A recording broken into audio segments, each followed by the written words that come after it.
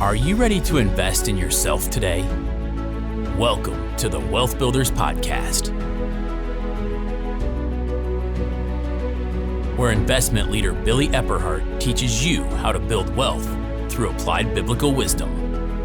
Scripture says in Deuteronomy 8:18, "Remember the Lord, your God, for it is He who gives you the ability to produce wealth." At WealthBuilders, our goal is to teach you how to build wealth through applied biblical wisdom in your finances, your business, and your investments. Hello and welcome to the WealthBuilders Podcast. I'm so glad that you joined us today. I'm Conrad, Vice President of WealthBuilders, and I'm just so excited to be spending this time with you today. And I've got a topic that I think is going to be very interesting for you, especially as we are kind of winding down 2022 and getting ready for 2023. And it is how to grow your business. And I'll be sharing 6 revenue streams that I think you should consider or at least look at adding it to your business. What better time to plan this and to get your team together and decide how to put some structure around building more revenue in 2023. So let's get started. I'm going to start out by giving you a foundation of how to identify your revenue streams. And here at Wealth Builders, we build a lot of what we do in business on the business model canvas. It's that one-page business plan. And if you're wondering what that is, I'll give you a couple things to check out to bring you up to speed quickly. First of all, you can go to wealthbuilders.org. And if you search business model, you will find a lot of articles that Billy wrote, blogs on the business model canvas. Also, I think it's a 2-part series in the last couple months that covers the BMGC business model canvas in detail. So that will help walk you through it. And today I'm going to be jumping right in on the right side of the canvas, which is the area that we typically look at for marketing that will help lead to your revenue streams. So we're looking at the value proposition, customer relationships, customer segments, channels, and of course, revenue streams, because that's what we're going to start to build out and think about today. So I want to just remind you how important the value proposition is. We've got a template that Billy put together that gives you a structure to actually define your value proposition. And this is really important when you're looking at revenue streams because it defines your differentiator. There's a lot of businesses out there. You probably have a lot of competition. But when you really narrow in on your differentiator, it helps you with messaging. It helps you with your team to find those revenue streams. So here's the template, and then I'm going to give you an example just from my home staging business of how to fill that in. So here we go. Maybe you want to write this down. We provide blank, which is a product or service, to blank, which is where you put in your customer segment or your target market. Unlike blank, which would be your competition, we offer blank, which you would put in your product or service at blank pricing, which helps position you in the market. So now I'm going to read a completed value proposition template using this format just based on my home staging business. So this is how I filled it out. We provide home staging services, which is that product or service, to, here's the target market coming, real estate professionals, clients that understand the ROI on home staging, which is my customer segment target market, unlike orchid staging, which is just a competitor. We offer, here's the differentiator, turnkey service from a licensed realtor, a fixed price based on package, quick turnaround, and proven results at a fair price. So that just gives you an example of how to put your information in for your business that really sets a stage for finding those revenue streams. The next thing we're going to do before we get into the list of the 6 revenue streams is I'm going to encourage you to actually map out your revenue streams in something that we call a perspective, which is a curve. So it's 4 quadrants. There's a curve going up into those 4 quadrants in the square and down. And in the left bottom square, you want to write the word accelerating. Then in the square within the big square, the quadrant above that, put booming, and that's where your curve is starting to go arch up towards the top. Then to the right of that, so this would be the right upper corner, list decelerating. And then in the bottom right corner, list tanking. This is really important because this is going to sort of flesh out what is working for you today. What are some things that are starting to gain momentum that's accelerating? What revenue streams currently are booming? And then, hey, what is decelerating? So you're not caught by surprise and all at once, you've got a revenue stream that dried up. Let's talk about it. Let's figure out what that is and start to either make a plan around it to update it or bring it back around to get it back into the booming stage. Or it might be one of those things that you realize, you know what? This is tanking just down the road. And so let's just know that and exit this one off of our revenue streams. Then next, I would encourage you to take those different revenue streams as you list them on that curve and then plot them on what we call the Boston Matrix. And this is part of what we do in the Wealth Builders coaching program with business clients is we map this out, and you've got on the left side, you've got an arrow going up that is revenue growth potential. And then on the bottom axis, you've got an arrow going to the right that is time. And then you've got 4 rectangles within this graph, this axis, where you take those same revenue streams that you had put on the where are we now curve, and you enter those in. And what this helps you with is to determine which revenue streams maybe are a low growth potential, but I could get up and going fast. What revenue streams are low potential and would take a long time.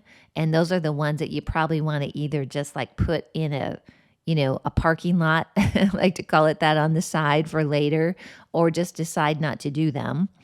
In the upper left, you're going to have your high revenue growth potential in the shortest amount of time, which is where you're going to want to focus to get some good cash flow going quickly. And then in the upper right rectangle within this axis is going to be your revenue growth potential that is going to take you some time. And why is that important? It's important to plot it because your team, then you can give them priorities on what to work on. There's some things that, even though it's not quick, are really important to your long-term growth and revenue plan. And we don't want to discount those, but we know that they're not going to bring immediate cash flow. A matter of fact, you may need to invest in it initially. So that's going to give your priorities based on the revenue growth potential and the amount of time it's going to take to get that revenue stream up and going.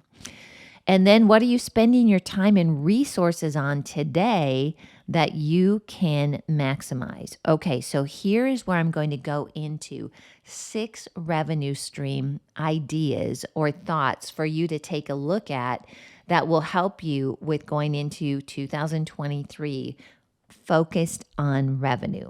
Are you ready? Write this down. Number 1. What assets do you have that have revenue potential today? Sometimes we have assets that are just sitting around that if we thought about it, we could actually apply a revenue stream to that asset. So here's some examples of that to just get you thinking. Do you have a second home that you could turn into a vacation rental for part of the year? That would be taking a current asset and adding a revenue stream to it. Do you have equipment that you do not use all the time that you could rent out or do some sort of share with another company? Do you have training materials that are sitting around, or maybe you have documented not in a super, clean format, but if you put a little effort towards it, you could sell and help others that are figuring out the same thing that your organization is. Do you have a car? Can you do an Uber or a direct rental with that car that turns that type of asset into revenue? So I've covered a lot of different things here: real estate, business, something that's more personal. But number one, what assets do you have that could create a potential revenue stream? Number two, what expenses in team members can you leverage? This is a really interesting thought because sometimes our businesses, they ebb and flow. Sometimes we have expenses that are necessary in our business with team members, but we're covering them out of other revenue streams. This is going to encourage you to rethink your team members and ask the question if you could leverage them to create revenue. For example, do you have a copywriter that does a great job that you don't need or don't have enough work for them to do full time? Can you potentially contract that service out from your company and be able to bring in a revenue stream to pay for that copywriter or graphic designer? Or maybe you have a great project manager or someone that does administrative work. You could create a little side business that would service people. You could even brand it different, and then it would go back in to help you pay for your team so that you can get your work done, but have somebody else pay for it. Number three, what do you currently offer that can be leveraged through adding channels to your offering? I'm going to read that again. What do you currently offer that can be leveraged through adding channels to your offering? One of the examples I use in the business school is we study Coca-Cola and Pepsi. What's the difference between these two? And we also study them to track how they found different channels to deliver the same product to add revenue stream. So, it used to be where you could only buy, say, Coca-Cola in a glass bottle. Well, pretty soon it came out in a 6-pack. Well, then it came out in a 2-liter bottle, right? And then it started showing up in convenience stores to purchase. And then it's in restaurants. So that is finding other channels or ways to distribute the same product where you're just building revenue streams with the same product. Another one that I'd like to share is like Caribou Coffee or Starbucks. They have standalone locations where you go in, you get your coffee, maybe you sit down, you do some work. And then they started to show up in places like Target or in grocery stores. Well, that is another channel to deliver the same product. And then in the grocery store shelf, all at once, you can buy Caribou Coffee, or you can buy Starbucks coffee in the whole bean or the ground, in the Keurigs even. Those are channels that were added that can have, it's another revenue stream for that offering to be delivered to people. And in that, they created a new revenue stream and definitely added to the bottom line. All right, number 4, what do you do each day that you can create training from? So if you have industry expertise, I have a client that I'm working with right now who has a ton of industry expertise. And so I was encouraging him, document what you do, and we can package it and sell that training for people that maybe don't want to hire a consultant, but they want to be able to go in deeper in a certain area that he has the expertise to help them with. That would be another revenue stream on top of the consulting. Another thing that you can do is create some training that allows you to provide continuing education to your industry. That can actually lead to a lot of business. You've heard me talk about this, that was really the main way that I attained clients in home staging is I put together a continuing education class. And I contacted title companies, and then my target market, which is real estate agents, would attend that for free. Then I could connect with them as an industry expert, and I would get more business than what I could handle really each time that I did that. What can you do to reach your target market in your industry by providing continuing education?